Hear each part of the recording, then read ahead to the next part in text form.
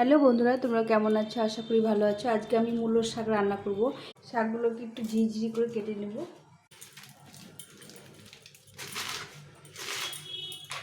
এখন একটু লবণ দিয়ে শাকগুলোকে ভালো করে মধ্যে জল বের করে নেব। মধ্যে নিয়েছি, দেখো কতটুকু হয়ে গেল। এই জলটা তেল দেবো, দিয়ে এই বেগুনগুলো ভেজে নেব। লবণ একটু হলুদ দিয়ে বেগুনটাকে ভেজে নেব। বেগুনগুলো ভাজা হয়ে গেছে, এখন উঠিয়ে নিয়ে কালো জিরে আর কাঁচা লঙ্কাটাকে দিয়ে দিই। ভাজা ভাজা হয়ে গেছে, এখন সামান্য একটু লবণ দেবো। লবণ দেওয়া বেগুনটা দিয়ে দেবো। শাক মূলো শাক খেতে খুব ভালো লাগে। ভাজা হয়ে গেছে, এভাবে মূলো শাক খেতে খুব ভালো লাগে। তোমরা বানিয়ে খেও। রেসিপিটা ভালো লাগলে লাইক শেয়ার সাবস্ক্রাইব করে পাশে দেখো।